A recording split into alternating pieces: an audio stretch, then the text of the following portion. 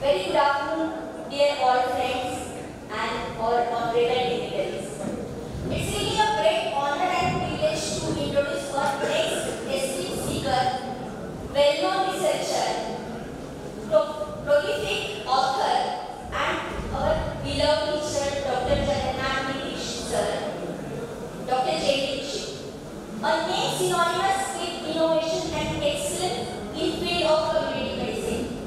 Like we can say, नाम ही काफी है.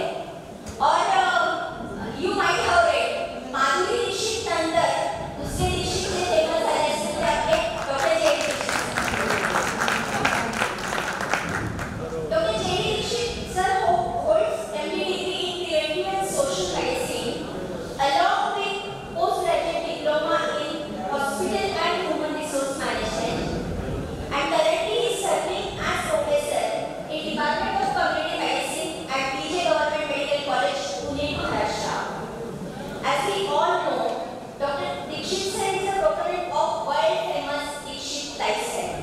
He was invited by Honorable Prime Minister Narendra Modi to deliver lecture for pillar of his special protection groups and MPs under Fit India campaign in December 2019. He is appointed as brand ambassador for its Fight Obesity campaign by Government of Maharashtra. Inspired by late Dr. Shrikant sir, he has initiated World Free of Obesity and Diabetes campaign with lakhs of followers from 43 countries. Till date, Dr. Dikshit has received 3 national and 5 state level awards, including the Best Prestigious Award, Best Teacher by Emergence. He is world record holder of longest diabetes awareness campaign by individual recognized by World Records Community USA in September 2023. Now, without wasting his precious time, let us extend a warm welcome to Dr. Dikshit sir for his session on Dikshit lifestyle for weight loss and diabetes reversal.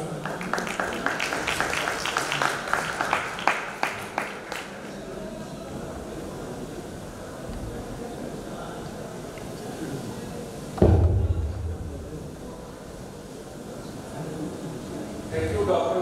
Sarika, for those kind words of introduction.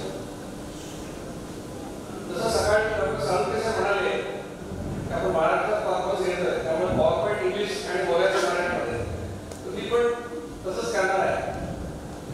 आज एका जीवनशैलीबद्दल तुम्हाला मी सांगणार आहे याच्यामुळे वजन कमी होईल आणि डायबिटीस असेल तर तुमचे मुळे बंद होतील. आणि मला माहिती आहे की भारतामध्ये 20 वर्षापेक्षा जास्त वयाच्या 11.5% लोकांना डायबिटीस आणि डॉक्टरांमध्ये ते प्रमाण 25% असेल हे तुम्हाला खात्री आहे. कारण सगळ्यात वाईट जीवनशैली असलेले लोक पुढे असतील ते म्हणजे डॉक्टर. सर्वसामान्य लोकांची जेवढी एक्सपेक्टन्सी आहे लाईफ त्याच्यापेक्षा डॉक्टरांची 10 वर्ष कमी आहे असं संशोधनामध्ये सिद्ध झालं आहे. आणि त्यामुळे आज तुम्ही जर याच्यावरचं लॉजिक समजून घेतलं तर मला खात्री आहे की जे लोक त्यांना वजन कमी करायचं त्यांचं वजन कमी होईल त्यांचा डायबिटीसच्या गोळ्या बंद करायचं त्यांच्या गोळ्या बंद होते. फक्त आपल्याला तो मेडिकल ब्लॉक कुठेतरी असतो तो काढावा लागेल आणि त्याचं सायन्स समजून घ्यावं लागेल.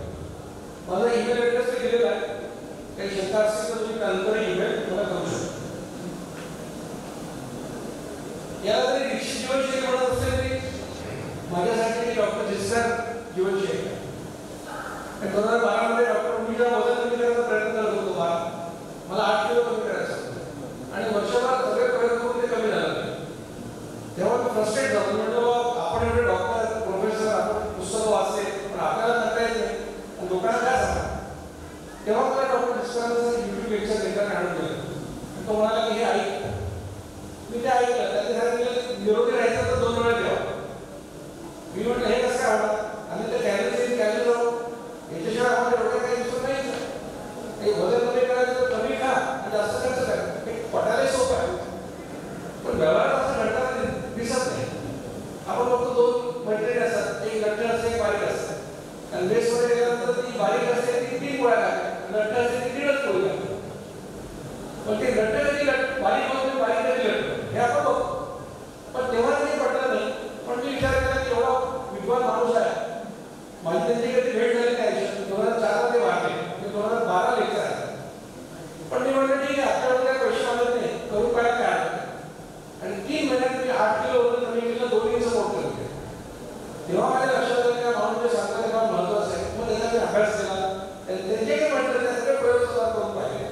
त्यांचे सगळे विषय आहे इन्शुलिन सिक्रेशन होता, इन्शुलिनच्या लेवलवर होता आणि त्यांनी 18 पदार्थ जेव्हा सांगितले ते 18 पदार्थ मी खाल्ले, 54 वेळा माझं ब्लड निघालं, 40,000 रुपये खर्च केले, तेव्हा मला कळलं की इन्शुलिन कशाने तयार होतो, कशाने तयार होतो. मी जे सांगतोय ते प्रयोगाच्या नंतर सांगतो, नुसतं पुस्तक वाचून तुम्हाला सांगायचं. आणि म्हणून डॉक्टर जिचकरांना या सगळ्याचं श्रेय आहे. हे जे अभियान आहे त्यांचं व्याख्यान देखील त्यांना अर्पण करतो. आपल्यापैकी काही लोकांना डायबिटीज असेल, मी तुम्हाला हात वगैरे म्हणणार नाही, पण जेव्हा मला डायबिटीज असा एक अभ्यास झाला 7-8 महिन्यापूर्वीचा आणि पत्रकारांनी विचारलं भारतातल्या 260 डायबिटॉलॉजिस्टना पहिला प्रश्न विचारला की डायबिटीज रिव्हर्सिबल आहे का? 71% लोक म्हणाले हो रिव्हर्सिबल आहे. दुसरा प्रश्न त्याला विचारला की तुमचे किती पेशंट रिव्हर्ट करू शकतील? त्यामुळे आमचे 40% लोक रिव्हर्ट करू शकतील. साहजिकच त्यांना तिसरा प्रश्न विचारला की तुम्हाला माहिती आहे रिव्हर्सिबल आहे, तुम्हाला माहिती तुमचे पेशंट करू शकतात, तर त्यांना तुम्ही सांगत का नाही? साहजिकचा प्रश्न विचारला, त्याच्यावर त्यांनी उत्तर दिली. 89% लोक म्हणाले की आमचे पेशंट डिसिप्लिन नाही, त्यांना काय सांगितलं करत नाही, शिस्त पाळत नाही. 36% डॉक्टर म्हणाले की आमच्या पेशंटला फॅमिलीमध्ये सपोर्टच नाही, नवऱ्याची इच्छा असते करायची पण बायको रोज सकाळी पकोडे करून ते जात होते आणि मग त्या विश्वामित्राची तपस्या भंग होतो. 29% म्हणाले आमच्याकडे डायटिशियन नाही आहे, फिजिकल ट्रेनर नाही आहे, त्यामुळे आम्हाला स्ट्रक्चर्ड डायबिटीज रिव्हिजन प्रोजेक्ट राबवत आहे. अशी उत्तर देते दिसते. आता वास्तवात परिस्थिती अशी आहे की अशा डायबिटीज पेशंट बघितले आहेत की जे दिवाळी पाडव्याच्या आदल्या दिवशी डॉक्टरला फोन करतात आणि सांगतात की डॉक्टर उद्या माझी बायको गुलाबजाम बनवणार आहे, ते एक खाऊ का उद्या? इतकं शिस्तशीर वागताना लोकांचे देखील पाय कापावे लागतात, त्यांची दृष्टी जाते, ते आपण बघतो. डायबिटीसच्या सगळ्या पेशंटचं आजचं स्टोरी काय? कुठल्या डायबिटीसच्या पेशंटला जा आणि भेटा. त्याची सुरुवात झाली मेटफॉर्मिन 500 मिलीग्रामने, 1 वर्षाने ते 1000 झालेलं आहे, 2 वर्षांनी लिमिटेड ऍड केलं, 5 वर्षांनी अजून ऍड केलं, 20 वर्षांनी इन्शुलिन दिलं, 25 वर्षांनी पाय कापला, 3ऱ्या वर्षी डोळे गेले, अशी सगळ्यांची स्टोरी. आणि या सगळ्या डायबिटीसच्या पेशंटला अतिशय बुद्धिमान डायबिटीस ट्रीटमेंट देतात. असं असून तर ट्रीटमेंटचा उद्देश गोळ्या कमी करणे, गोळ्या बंद करणे हा जर असा हवा आणि एकाही पेशंटच्या बाबतीत ते घडत नसेल तर काहीतरी चूक आहे. आणि काय चूक आहे जे माझ्या लक्षात येतं ते असं की वारंवार खा असा जो सल्ला डायबिटीसच्या पेशंटला दिला जातो, त्याच्यामुळे डायबिटीसचं वाटोळं या देशामध्ये जगामध्ये होत आहे. आता तुम्ही रिव्हर्सल आणि रेडिएशन दोन शब्द वेगळे आहेत. आणि रिव्हर्सल म्हणजे पुढे बरं आहे तसं काय डायबिटीसला होत नाही, पण विदाउट मेडिसिन कंट्रोलमध्ये येतं, त्याला डायबिटीस रेडिएशन असं म्हणतो आपण. HbA1c below 6.5 for at least 3 months, that is diabetic reduction. आणि आता अमेरिकन डायबिटीस असोसिएशनने सांगितलं की there are 3 ways by which you can do it. पहिला सांगितलं बॅलेन्स असेल, दुसरं सांगितलं लो कार्बोहायड्रेट डाएट म्हणजे 20-40 ग्रॅम कार्बोहायड्रेट डाएट, तिसरं सांगितलं व्हेरी लो कॅलरी डाएट. तसं डायरेक्ट ट्रायलमध्ये त्यांनी 840 कॅलरी दिल्या आणि लोकांना डायबिटीस रेडिएशन झालं. हे 3 कारण त्यांनी सांगितलं. आता डायबिटीस काय आहे असं तुम्हाला विचारलं तर उत्तर असतं की ब्लड शुगर वाढणे म्हणजे डायबिटीस. प्रत्यक्षात ते खरं नाही. शुगर ही हा परिणाम आहे, कारण हे इन्शुलिन नावाचा भाग आहे. जेव्हा तुमच्या शरीरात इन्शुलिन तयारच होत नाही तेव्हा तुम्ही टाईप 1 डायबिटीस होता. जेव्हा तुमच्या शरीरात जास्त इन्शुलिन तयार होतं ते इनइफेक्टिव्ह असतं तेव्हा तुम्ही टाईप 2 डायबिटीस होता. मग जर कारण इन्शुलिन असेल तर इन्शुलिनची तपासणी करणं हे महत्त्वाचं एक डायग्नोस्टिक एड आपल्याकडे असं पाहिजे. अनफॉर्च्युनेटली एकही फिजिशियन एकही डायबिटॉलॉजिस्ट तुम्हाला फास्टिंग इन्शुलिन करायला सांगत नाही. सगळे तुम्हाला ब्लड शुगर करायला सांगतात, त्यातले काही HbA1c करायला सांगतात. मागे असताना मी पुण्यात एका प्रख्यात डायबिटॉलॉजिस्टने फेसबुकवर पोस्ट टाकली आणि त्याने असं म्हटलं की doing fasting insulin is mindless. त्याला तुम्ही विचारलं रिपोर्ट आपण किती सांगतात ते काय तुमचं म्हणणं काय, ते म्हणजे हे मूर्खपणाचं. सुदैवाने नंतर कधी पॅराग्राफ आम्ही एका स्टेजवर होतो तेव्हा मी जेव्हा माझी स्टेजवर आलो बोलायला तेव्हा मी म्हटलं तेव्हा हे बुद्धिमान डायबिटॉलॉजिस्ट असं म्हणतात की इन्शुलिन करणं मूर्खपणाचं आहे. म्हटलं मी मोठा असतो माझा अधिकार आहे, मी MBBS आहे, मी काय डायबिटॉलॉजिस्ट नाही तुझ्यासारखा. पण तुम्ही मला एक उत्तर द्या की तुमच्याकडे येणाऱ्या पेशंटला जेव्हा तुम्ही असं म्हणता की बाबा तुझ्याला मेट्रोमध्ये इन्शुलिन तयार होत नाही म्हणून तुला मी इन्शुलिन इंजेक्शन देणार असं जेव्हा तुम्ही पेशंटला सांगता तेव्हा त्याच्या शरीरात इन्शुलिन तयार होत नाही हे कळण्यासाठी कोणती तपासणी करता? तर तुम्ही एवढे बुद्धिमान आहात की त्याच्याकडे बघून तुम्हाला कळतं त्याच्या बॅकग्राऊंड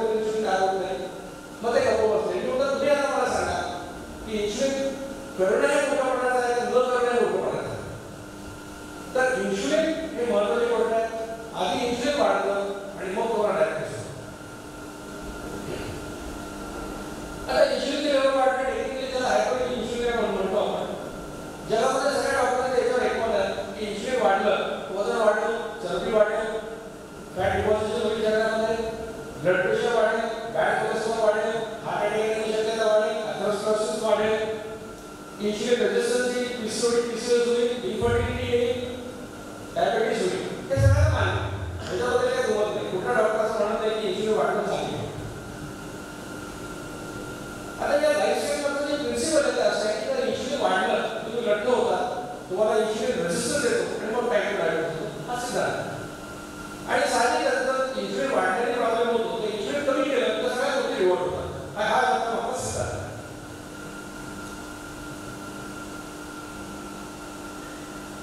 जर इन्शुलिनमुळे सगळं घडत असेल तर आपल्याला समजून घ्यायला हवं की इन्शुलिन तयार कसं होतं. अनफॉर्च्युनेटली आपण मॅगझीन वाचतो किंवा कुठे पुस्तक वाचतो त्याच्यामध्ये बीटा सेलमधून तयार होतं एवढं सांगितलं.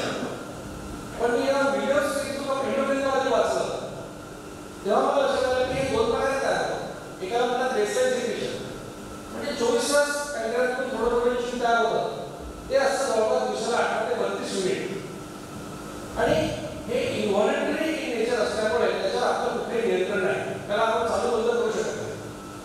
दुसरा मार्ग जो इन्शुलिन सिक्रेशनचा आहे तो म्हणजे प्रत्येकाला खाल्लं की इन्शुलिन तयार होतं. आणि अपेक्षा अशी असते की जेवढं इन्शुलिन दिवसात लागतं त्याच्या 50% बेसलाईन आणि 50% खाण्यावर तयार होतं. हे 18 ते 32 युनिट बेसलाईन, 18 ते 32 युनिट खाण्यावर तयार होतं अशी अपेक्षा. आता जे इन्शुलिन खाण्यावर तयार होतं त्याची 3 वैशिष्ट्ये. पहिलं वैशिष्ट्य असं आहे की तुम्ही जेव्हा खाता तेव्हा एका विशिष्ट प्रमाणात इन्शुलिन तयार करतात आणि हे प्रमाण प्रत्येकाच वेगवेगळं आहे. सर्वसामान्य लोकांना मी सांगत असतो की तुमचं इन्शुलिन निर्माण करण्याचे एक माप आहे. ते कोणाचं 5 मिनिट आहे, कोणाचं 10 आहे, कोणाचं 20 आहे, प्रत्येकाचं वेगवेगळं आहे. दुसरं वैशिष्ट्य असं आहे की जो माणूस एक सफरचंद खाल्ल्यानंतर 5 मिनिट इन्शुलिन तयार करतो, त्याला मी 2 सफरचंद दिले किंवा 3 दिले तरी तो जवळपास 5 मिनिट तयार करतो. म्हणजे जास्त खाल्लं की जास्त इन्शुलिन असा तो गैरसमज आहे, तसं प्रत्यक्षात घडत नाही. आणि तिसरं इन्शुलिन निर्मितीसाठी एक प्रोसेस आहे. पहिला 10 मिनिटाला येतो, दुसरा 15 मिनिटाला येतो आणि मग 7 तासात ते बेसलाईनला जातं. त्यामुळे इन्शुलिन निर्माण झाल्यानंतर परत तयार करायला काही वेळ लागतो. याचं आपण कंपॅरिझन कार्डियक सायकलशी करू शकतो, वॅक्सिनेशनचे आपण डोसमध्ये गॅप पाठवतो याच्याशी करू शकतो. तर त्याला 15 मिनिटाचा वेळ लागतो रवली, त्याचा संबंध नंतर लाईफस्टाईलशी येणार. तर या हे इन्शुलिन सिक्रेशनबद्दल मी तुम्हाला सांगेन. इन्शुलिनचं काम काय आपल्याला माहिती आहे. इन्शुलिन हा कॉन्झर्व्हेटिव्ह हार्मोन आहे. शरीरामध्ये ऊर्जा साठवण्याचं काम इन्शुलिन करतो. सिंथेटिक प्रोसेसमध्ये इन्शुलिन इन्व्हॉल्व्ड आहे आणि it is responsible to utilize the end products of digestion.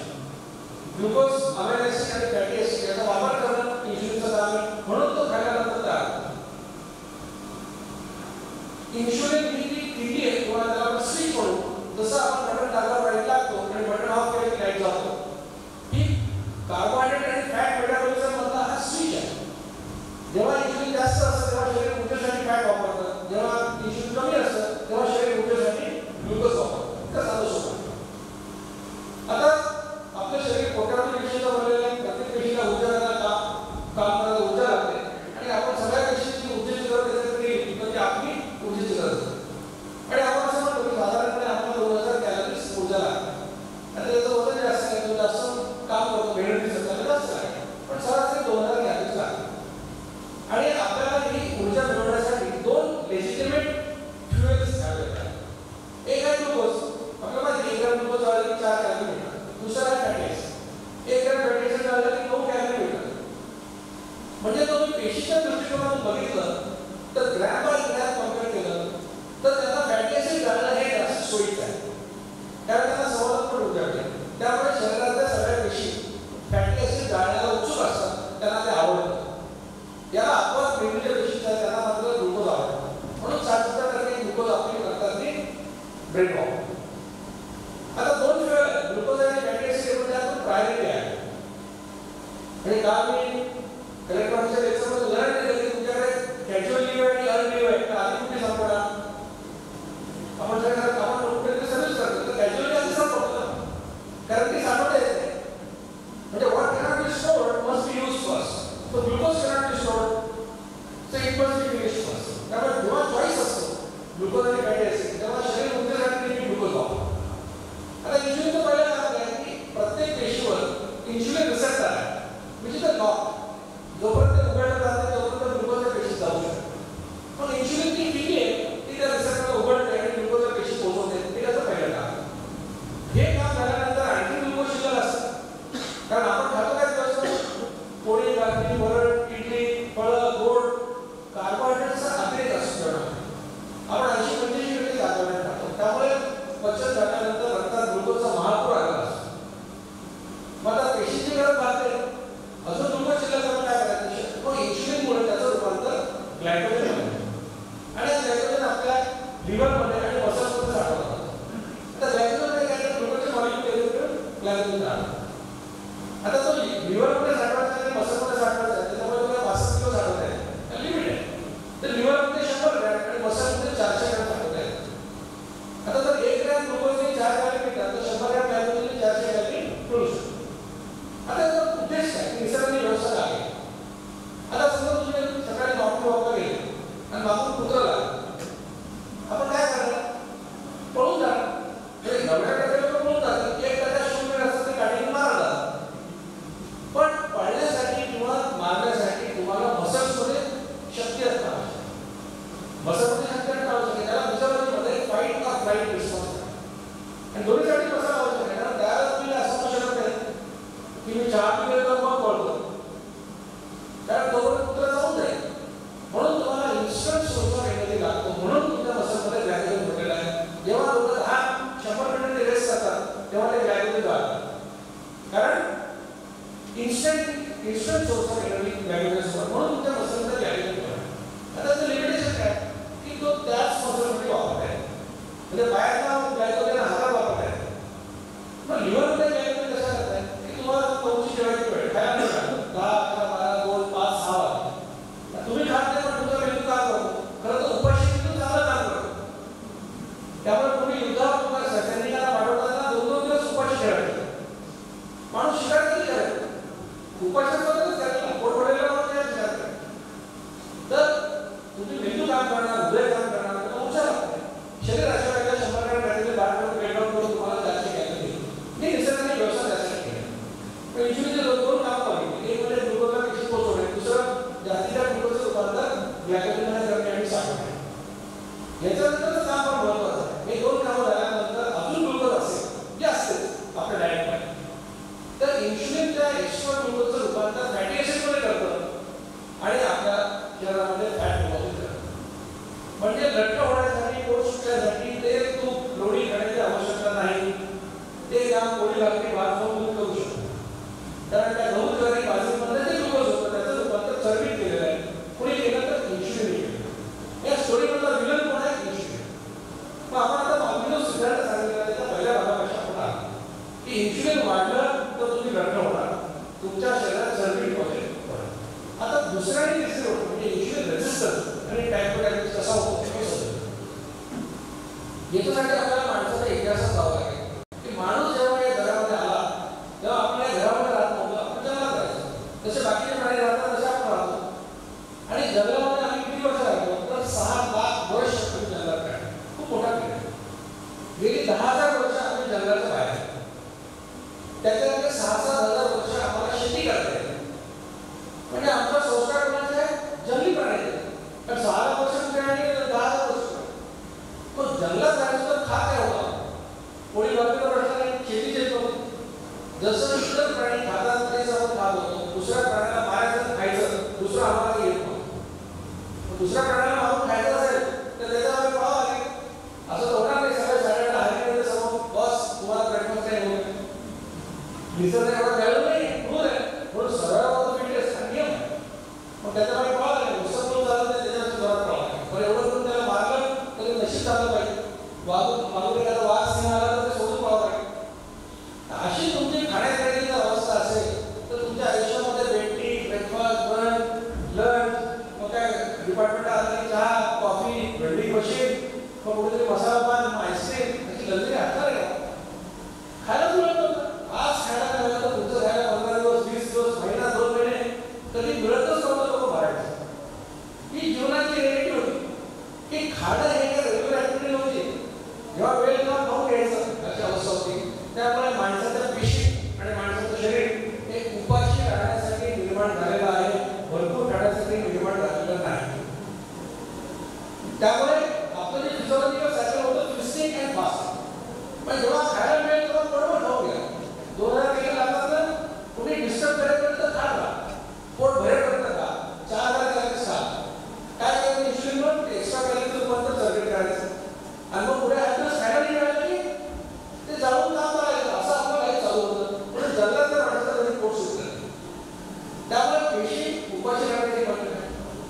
उपाययोजना म्हणतात त्याच्यासाठी इन्शुलिन हा पावडा आहे.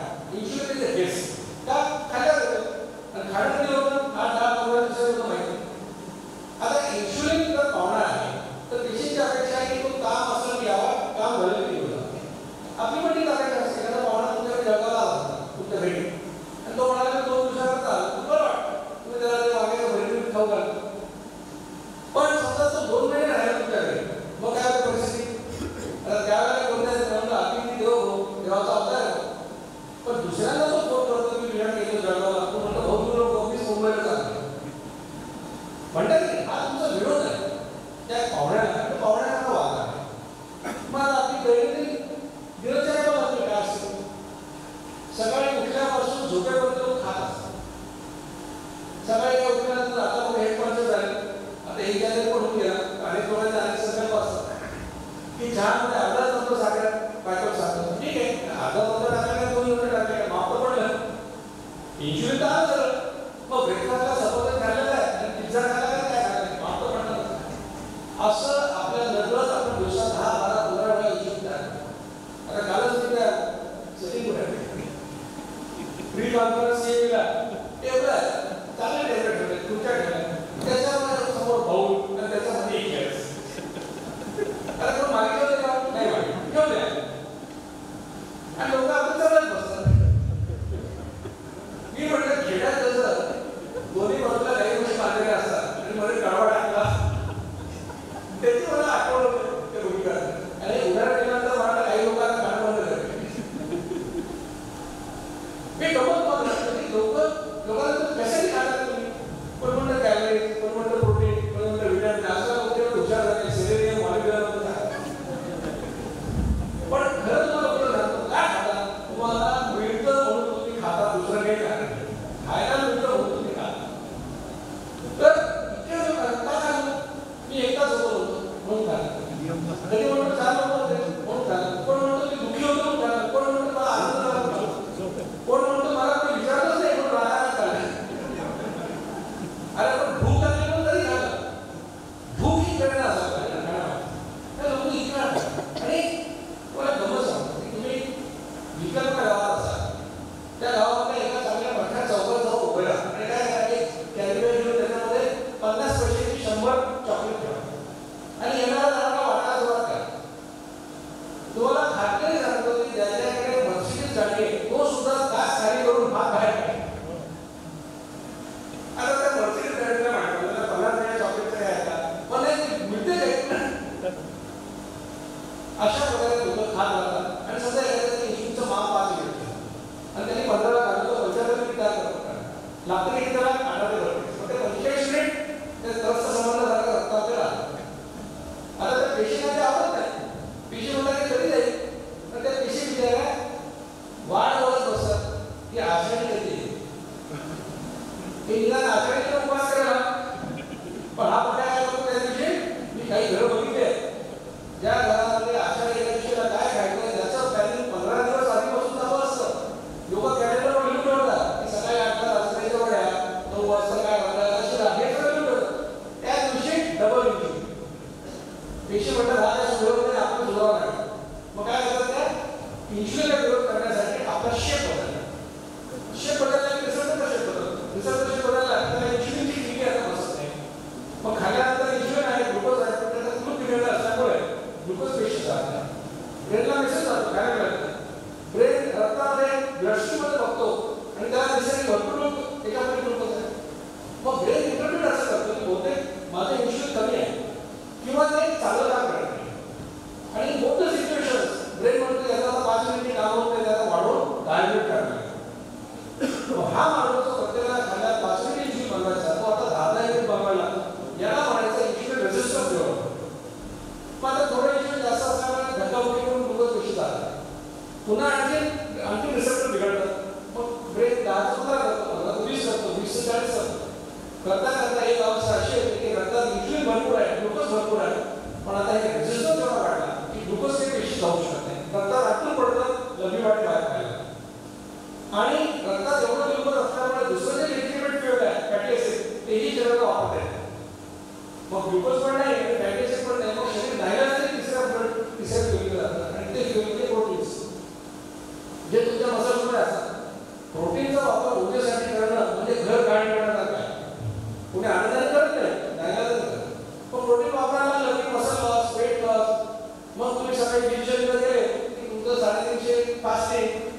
400, HbA1c 10, 8, 9 असा आकडा येतो आणि मग तुम्हाला टाईप 2 डायबिटीसचं लेबल लावतात. म्हणजे लक्षात घ्यायला आपल्या की वजन वाढणे, इन्शुलिन रेझिस्टन्स आणि टाईप 2 डायबिटीस एकाच हायवेवरचे माइलस्टोन आहे.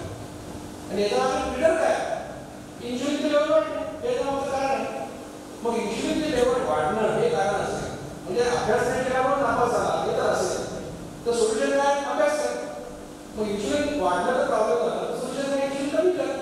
आता इन्शुलिन कमी करायचं आहे मी तुम्हाला सांगितलं निर्माण कसं होतं त्याच्या बेसलाईन सिग्नेचरला तुम्ही करू शकता ना तुमच्या हातात नाही पण खाण्यामध्ये काय होतं त्याच्यावर तुमचं नियंत्रण आहे हे तुमच्या हातात आहे. मग उद्यापासून काय करणार?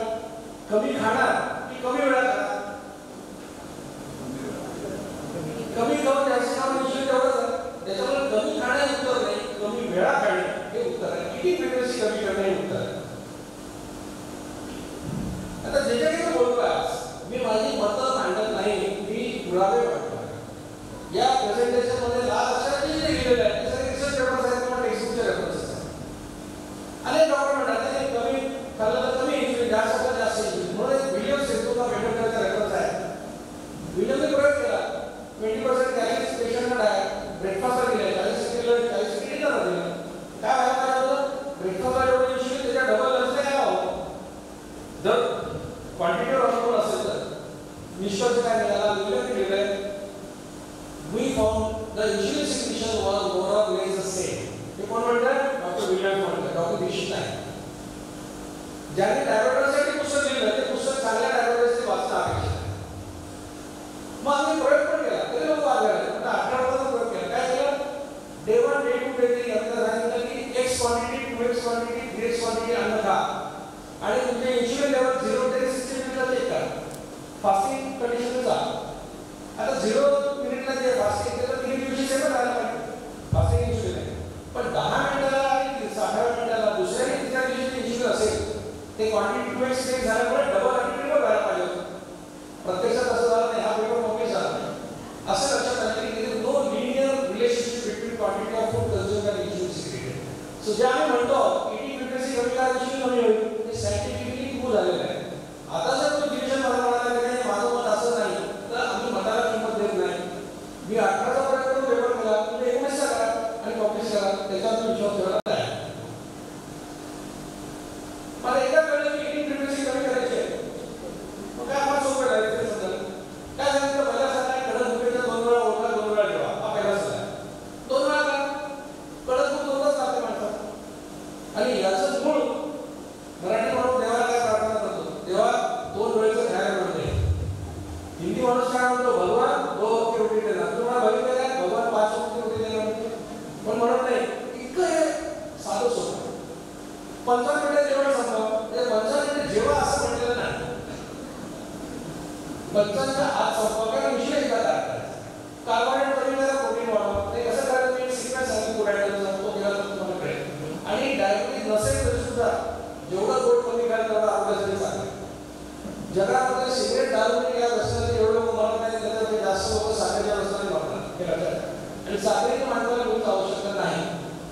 तर हे काय आहाराचे सल्ले त्याच्यावर व्यायाम करायचे काय सांगितलं 4.5 किलोमीटर चालला 45 मिनिटं चाललं तर फार छान थोडं जास्त वेळ लागला हरकत नाही. सायकलिंगला बसला 12 किलोमीटर सायकल चालतो सूर्याला बसला असेल तर 45 सुद्धा बसला करा. कुठलाही व्यायाम ज्याने 250-300 कॅलरीज बर्न होतील तो करा असं सांगितलं. की लाईफस्टाईल 3 प्रकारच्या लोकांनी करायची नाही. 18 वर्षाखालची मुलं करायची आवश्यकता नाही. आजची परिस्थिती काय की पुण्यामध्ये जमीन पाडावर प्रोफेसर बघतो पाठपोळं बघितलं तर कळत नाही आई कोण आहे मुलगी कोण आहे. आई 70 किलो मुलगी 72 किलो अशी अवस्था.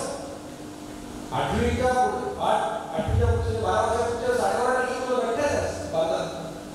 जर 10वीला एखादा 70 किलो असेल तर 3ऱ्या वर्षी काय होणार 125 किलो होणार. हे भारताचं भविष्य आहे. अनेक पालक नाही आले मला सर तुम्ही आमचं रोजगार नवीन केली यामुळे काय करायचं. मग मी अनेक पालक करण्याची बोलतो मी यांनी किती वेळा खायला पाहिजे. मग त्यांचं एकमत झालं की जास्तीत जास्त 4 वेळा खाल्लं तरी पुरतं. 10 वेळा काही करत नाही 4 वेळा खाल्लं पुरेल. मग आम्ही अभ्यास सुरू केला विद्यार्थी जागृती आले कारण शाळेतल्या मुलांना 8वी ते 12वी घ्यायचं देतो त्याला आपण 4 सल्ले देतो. पहिला सल्ला म्हणजे कडक भूक लागते त्याच्या 4 वेळा उठा 4 वेळा ठेवा 3 वेळा खाल्लं तरी चालेल पण जास्तीत जास्त 4 वेळा. दुसरा सांगतो गोड कमी करा. तिसरा सांगतो कोल्ड्रिंकला कधी हात लावू आता तुम्हाला 4 लोकांनी बोलवलं आणि वाटीमध्ये साखर किती 55 ग्रॅम आणि चमचा दिला खायला आणि म्हटलं खा, किती लोक खातो? कोणते खायला कोण खाणार नाही, कोण खायला साखर 55 ग्रॅम. पण या 4 पैकी एकाला मी स्प्राईट दिलं, दुसऱ्याला कोका कोला दिला, तिसऱ्याला पेप्सी दिलं, पिकली 10 मिनिटात 500 ml 10 मिनिटात तेवढाच होतो. 100 मिलीलीटर कोल्ड्रिंकला 11 ग्रॅम साखर आहे. तुम्ही 55 ग्रॅम साखर खायला तुम्हाला माहित नाही होत. तर मुलांना सांगा कोल्ड्रिंक पासून लांब. आणि मुलांना कोल्ड्रिंक पहिल्यांदा जेव्हा वापरत असतं तुमच्या घरात असं एकही मला उदाहरण सापडलं नाही की लहान मुलाला कोल्ड्रिंक आवडलं पहिल्यांदा. कारण नाटक आवडत नाही, पण त्याला ते आवडायला नसतं. याला म्हणजे घरातला ऐकवा विशेषतः बाप, कारण त्या बाप मुलांनी शनिवारच्या दिवशी स्वतःच्या कामासाठी कोल्ड्रिंक आणलेलं असतं. ते पोरगं हुशार असतं, ते पोरगं दुसऱ्या वाटीकडे बोट टाकत होतं, बाबा ते पाहिजे ते मोठ्याचं औषध पुढे घे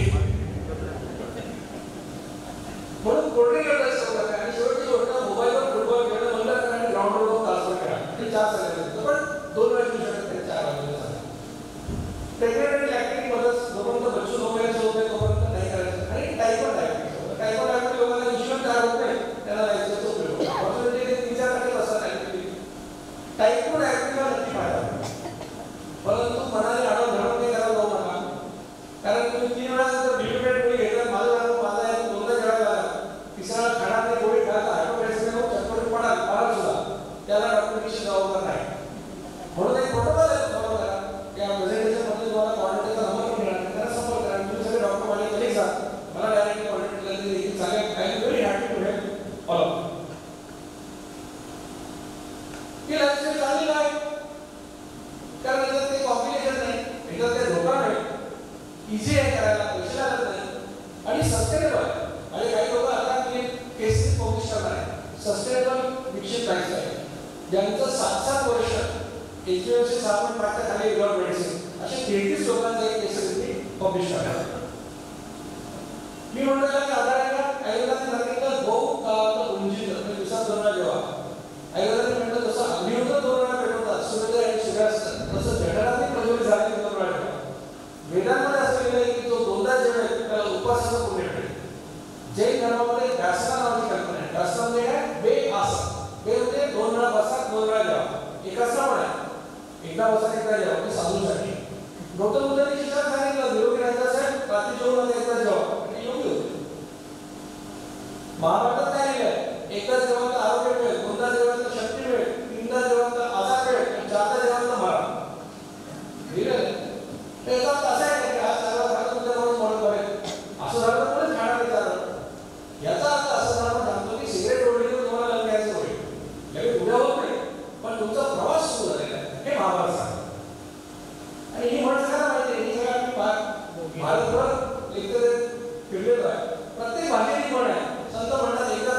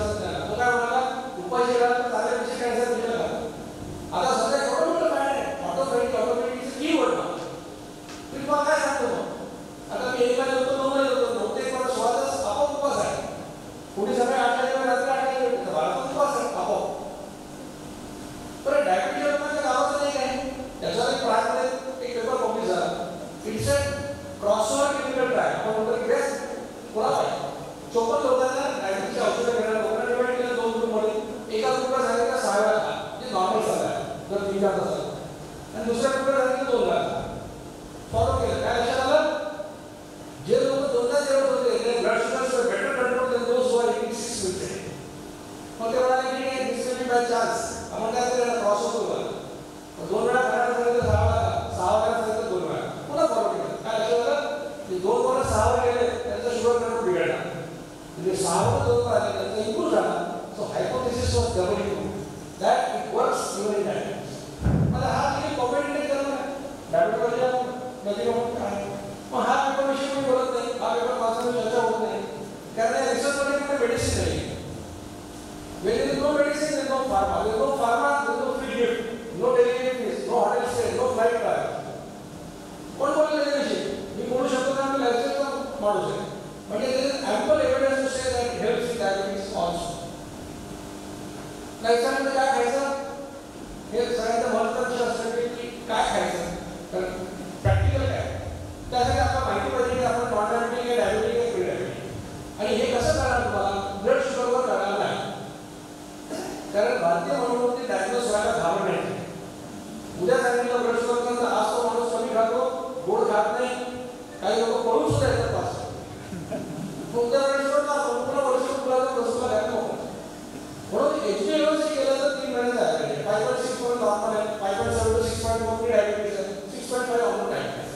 पण नॉन डायबिटिक कोण जो डायबिटीसच्या गोळ्या घेत नाही त्याचं HbA1c 5 ते 6 पर्यंत आहे आणि त्याचं फास्टिंग इन्शुलिन शुगर नाही फास्टिंग इन्शुलिन 10 पर्यंत आहे. तो नॉन डायबिटिक. प्री डायबिटिक कोण डायबिटीसच्या गोळ्या घेत नाही HbA1c 5.7 to 6.4 किंवा इन्शुलिन 10 च्या पुढे तो प्री डायबिटिक. डायबिटिक कोण आयदर मेडिसिन घेतो किंवा HbA1c 6.5 मध्ये असतो. या हिशोबाने जर तुम्ही नॉन डायबिटिक असाल तर जेवणाच्या सुरुवातीला तुम्ही नट्स फ्रुट्स ड्रायफ्रुट्स खाणार असाल तर स्वीट सुद्धा शेवटी ठेवलेले आहे. खाणार असाल तर दारोज खाऊ नका. त्याच्यानंतर एक वाटीवर सॅलड खा. वाटीवरचा अर्थ एक काकडी टोमॅटो कापला जेवढा ऐवज तयार होतो तेवढं सॅलड खा. त्याच्यानंतर तेवढीच वाटी मोड आलेलं कडधान्य किंवा 2 उकडलेली अंडी खा. कडधान्य कच्चं खाऊ शकता, शिजवून खाऊ शकता तुमच्या डायजेस्टिव्ह फॉर्मनुसार. आणि हे 3 खाऊन झाल्यानंतर जे खायचे ते खा. तुमच्या घरामध्ये पिझ्झा मागवायचा 4 लोक आहेत, त्याचे 4 तुकडे झाले, तुमचा तुकडा तुम्ही त्या 15 मिनिटात खाऊ शकता. मन मारायचं मला काही गरज नाही. तुम्ही जर प्री डायबिटिक किंवा डायबिटिक असाल काय करा जेवणाच्या सुरुवातीला 4 ग्रामचा किंवा आधी शेंगदाणे घ्या. बाकी भिजवून ठेवा आणि दुसऱ्याची खा. त्यानंतर मोठी वाटी सॅलड त्या सगळं आपण गाजर आणि बीट खाऊ नका तरी शुगर वाढतं. त्याच्यानंतर थोडीशी वाटी मोडालेली कडधान्य किंवा 2 अंडी आणि मग बाकी काय खायचं नाही का फक्त गोड आणि फळं पूर्णपणे बंद करा. हा दोन्हीमध्ये जेवताना काय खायचं ते तुम्हाला सांगतो. 2 जेवणाला भूक लागेल शाकाहारी आज 6 वेळा खाल्लं थोडं डोकं दुखेल अशा तुम्हाला वाटतं.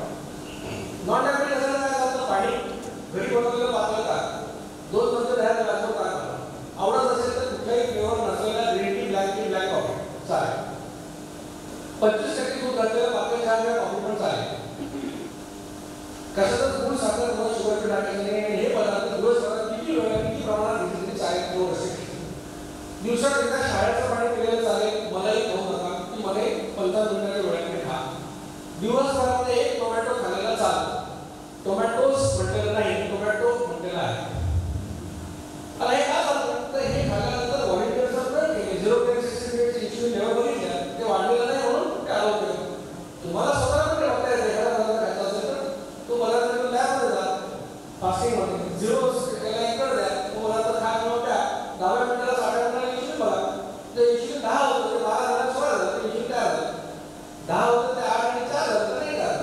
तुम्ही ठरवू शकता कुठला पदार्थ खायचा कुठला नाही. प्री डायबिटिक आणि डायबिटिकला फक्त 3च पदार्थांची पालन घ्या. पाणी पातळ ताक आणि pure green tea black coffee. कशातून गुळ साखर किंवा शुगर टाकायचा नाही.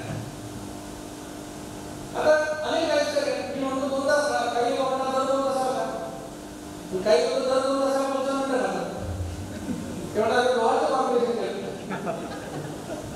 माझं म्हणणं कुठेतरी हिरा किलोमीटर झाले तुझ्या खूप छान वाटतं कारण तुला तेव्हा एवढा आनंद होतो. तुझ्या बायकोसारखं व्हायला पाहिजे नाहीतर तुझ्या डोळ्यातच व्हायला पाहिजे. म्हणून कोणावरही विश्वास ठेवायची आवश्यकता नाही. डॉक्टर विश्वासावर विश्वास ठेवायची आवश्यकता नाही.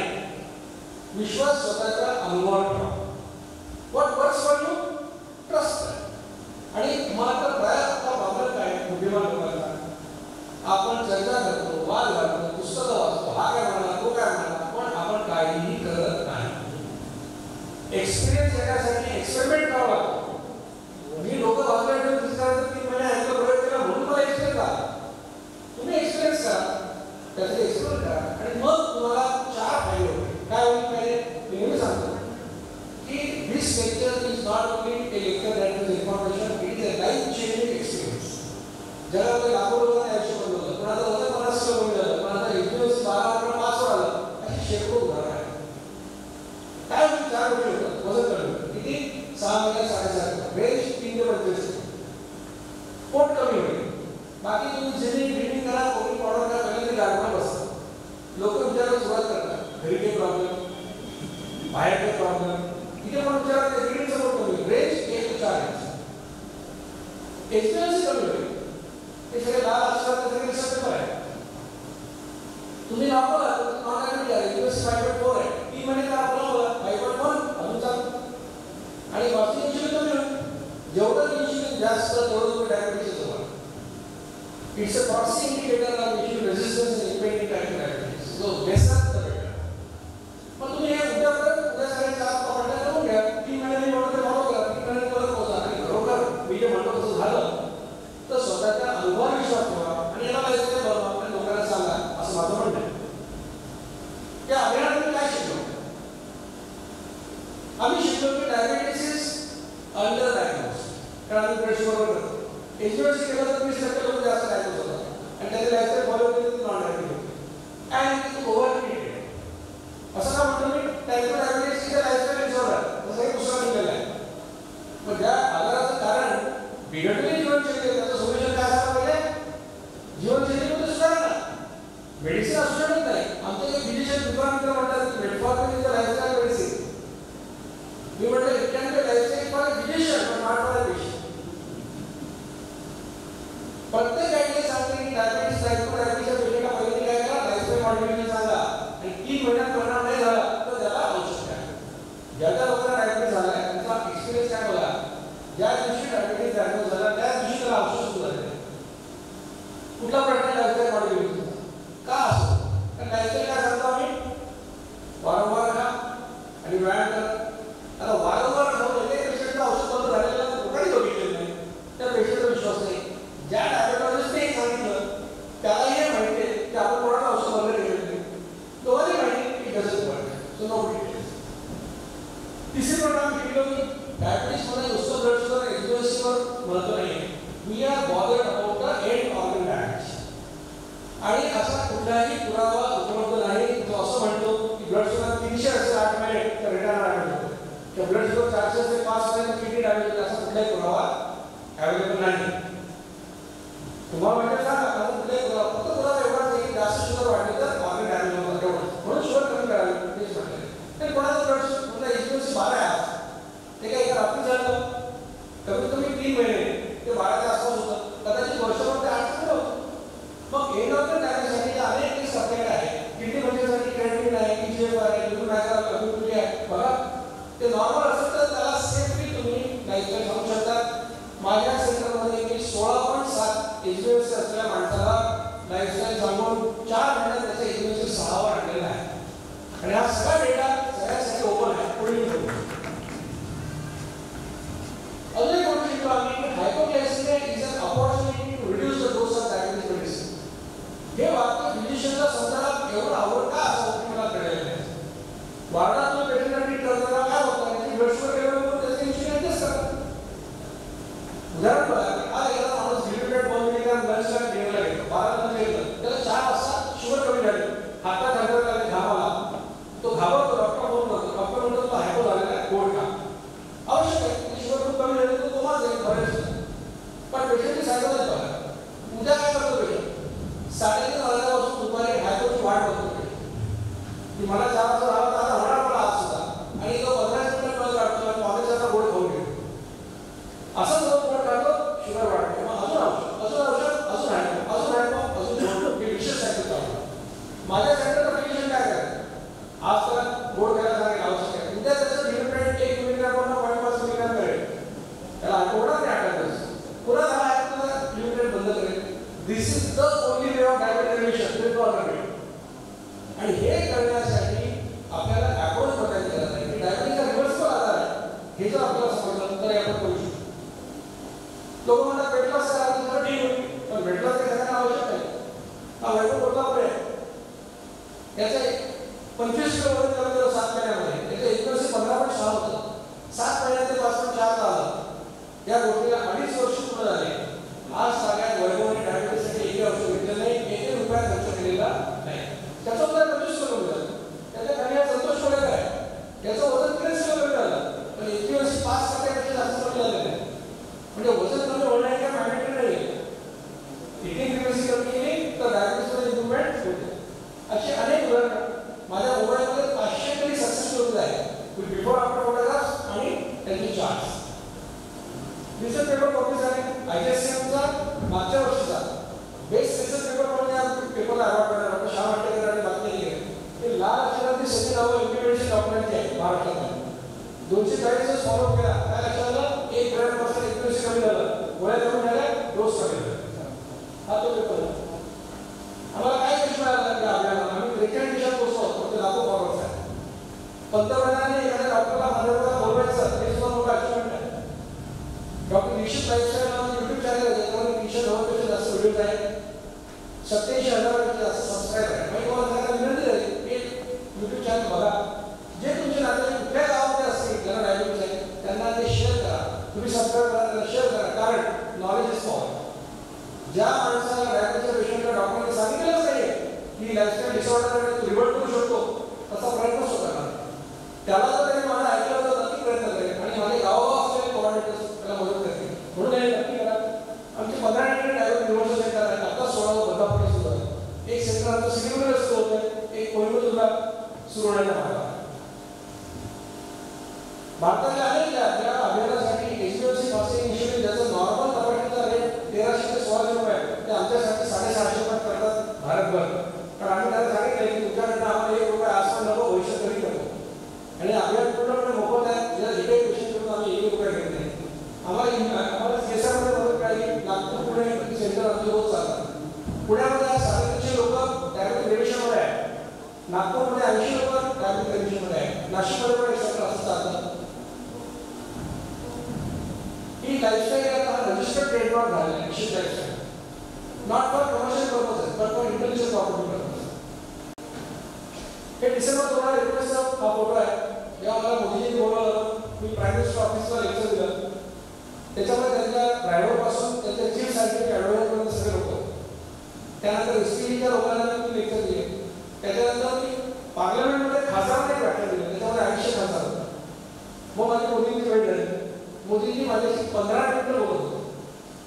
एखादा पंतप्रधान एखाद्या डॉक्टर माझ्याकडे 15 मिनिटं देतो, फार मोठी गोष्ट. त्यांनी सगळं समजून घेतलं आणि त्यानंतर 5 महिन्यांनी दैनिक भास्करला बातमी छापून आली. बातमीचं हेडिंग आहे, पत्रकारांनी मोदीला विचारलं की तुमचा डाएट प्लॅन काय? बातमीचं हेडिंग आहे, पीएम मोदी का डाएट प्लान, दिन में 2 बार भोजन, हर बार 55 मिनट में पूरा करते हैं खाना. तर बहुतेक देशाचे पंतप्रधान सुद्धा ही लाईफस्टाईल फॉलो करतात. त्या विषयावर अनेक पुस्तके इथे बाहेर स्टॉल पण आपण लावलेला आहे. तुम्हाला ती अभियान फुकट आहे, पण पुस्तकं फुकट नाही. पुस्तकं विकत घ्या, वाचा, लोकांना गिफ्ट द्या. कारण सेंट आपण त्या देण्यापेक्षा पुस्तकं त्याचा दुरुपयोग होऊ शकत नाही. ही कॅम्पेन जॉईन करायचं असेल तर तुम्ही ईमेल पाठवून द्या. मला आता तुमच्या घराकडे आहे. प्रशांतला सांगेल की डॉक्टर प्रशांत जी सर आपलं कॉन्फरन्सच्या डेली रिपोर्ट माझा नंबर शेअर करून टाका. तुम्हाला जर वाटलं मला ॲपवर करा, डायरेक्टली ॲपवर करा किंवा डॉक्टर्स त्यामुळे तुम्हाला दुसऱ्या घराकडे पाठवायची आवश्यकता नाही. आमचं जळगावला आमचं काउन्सिलिंग सेंटर डॉक्टर रत्नाकर गोरेंकडे तुमच्या नातेवाईकांमध्ये नॉन मेडिकल असतील त्यांना जायचं ते संभाजीचे काय सभागृह आहे घरी तिथे बुधवारी शनिवार 2 दिवस सेंटर चालतं 9 ते 11. तर हा फोटो म्हणून यांना पण तुम्ही अप्रोच होऊ शकता. आता चंद्रकांत राठोड उभा आहे, नांदोरेचा माझा कोऑर्डिनेटर आहे. तो देखील अनेक वर्षांपासून या कामात मला मदत करत असतो. या कामासाठी तुम्ही डोनेशन करू शकता. तुम्हाला इन्कम टॅक्स रिलीफ वगैरे मिळतो. आता मेडिकल कॉलेजमध्ये आल्यानंतर मला तुमच्याकडून पैशांची अपेक्षा नाही. पैसे मला कुठे मिळतील. मला तुमच्याकडनं अपेक्षा आहे की तुम्ही रोल मॉडेल व्हायला पाहिजे. डॉक्टर मिलिंद संदेश रवींद्र संदेश म्हणून न्यूरोलॉजिस्ट आहेत नडियाडचे. त्यांनी फॉलो केलं. त्यांनी त्याचा व्हिडिओ मला पाठवला. मी हे केलं, मला काय 12-13 किलो वजन कमी झालं. It is my lifestyle. Selfie आजकाल म्हणून पोटाचे 40 सर्जन आहे. ही इज फॉलोइंग दिस. त्याने त्याचा व्हिडिओ सांगितलं. असे अनेक लोक आहेत. तर माझी अपेक्षा हीच आहे की पब्लिकच्या माणसाने सुद्धा रोल मॉडेल व्हावं. त्याच्यामध्ये स्वरूपा इथे आहे. स्वरूपा 5 वर्षांपासून जाते. तिच्याकडे बघितलं तुम्हाला काय काही चांगलं करते. सगळ्यात तेच काय की तुम्ही स्वतः रोल मॉडेल व्हावं ही माझी इच्छा. हे सगळे संदर्भ आहेत. रेफरन्सेस रिसर्च पेपरचे ज्या आधारे तुम्हाला लेक्चर केले. अजून 2-3 संस्थेने पण काही केलेलं आहे. तुमच्याकडे माझी अपेक्षा आहे. पहिली गोष्ट माझ्या विश्वासाकडे कळत नाही, स्वतःच्या अनुभवावर विश्वास करा. दुसरी गोष्ट पब्लिक हेल्थ आणि कम्युनिटी मेडिसिनमध्ये मला जी घटक ही आहे की आम्हाला खूप न्यून वेळ आहे. आम्हाला असं वाटतं की फिजिशियनची आम्ही काय बोलणार, तो आवाजात पडलेला आहे, त्याला सगळं माहिती आहे, आपल्याला काय माहिती. आज मी फिजिशियनच्या कॉन्फरन्समध्ये भाषण देतो, डायबिटीसच्या बरोबर डिसिजन करतो, कारण मी अभ्यास करतो. आपण जर कुठल्याही विषयामध्ये बोलत गेलो तर आपल्याला कोणाही पेक्षा आहे, तर आपण सगळे बुद्धिमान होतो. गरज काय म्हणतात ते करायची गरज आहे. आणि म्हणून तुम्ही करून बघा. तुमच्याकडे काय प्रॅक्टिस करत असेल, तुमच्या नवीन डायग्नोज झालेल्या डायग्नोसिस करून बघा की सगळ्यात फिजिशियनला काय सांगत असतो की वाद कशाला घालायचे. जसं म्हणतात की test of food is eating, लाडूची काय खाल्ल्यानंतर कळणार ना. तुमच्या 3 पेशंटला करून बघा आणि 3 महिन्यांनी एक्सपेन्सिव कमी नाही झालं ना तर नका करू. पण कुणी करायला तयार नाही. धोका एवढाच आहे की तो डायबिटीससाठी पेशंट परत त्याच्याकडे जाणार नाही आणि चांगल्या डॉक्टरने खरं हा धोका पत्करायला पाहिजे. तो जर तसं होताना दिसत नाही.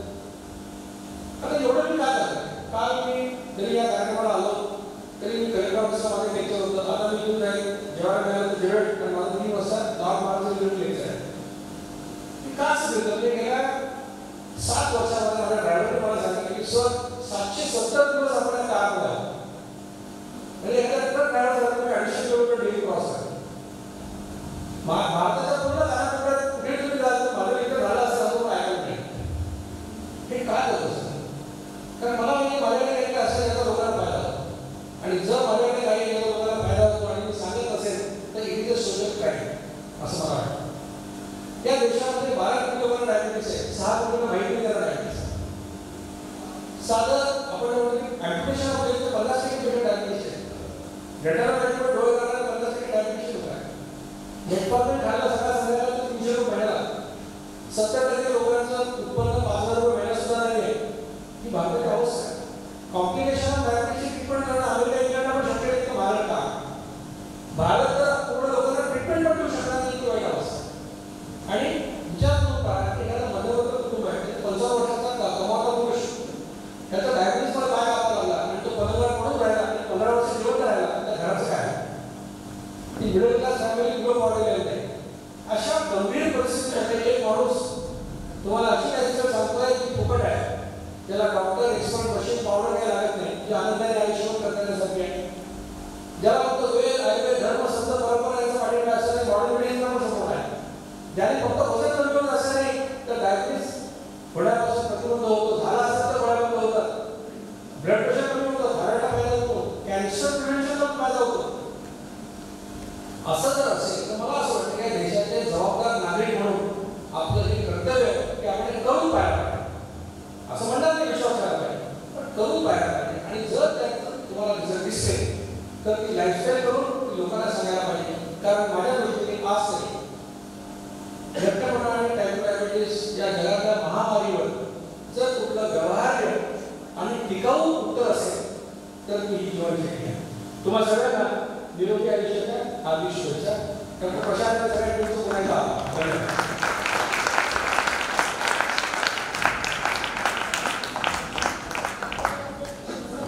खूप सुंदर सांगितलेलं आहे.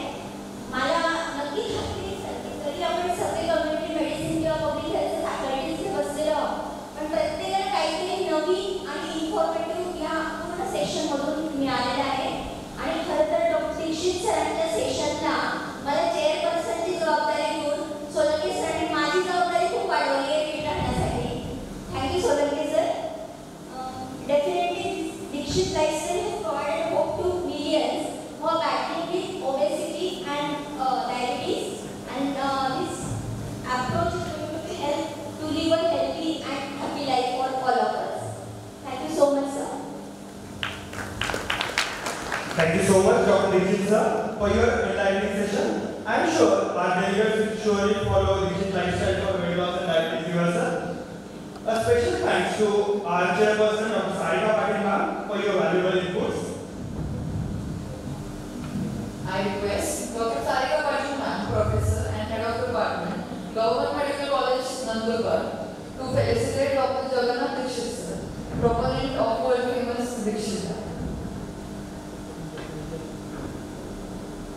Please give a huge round of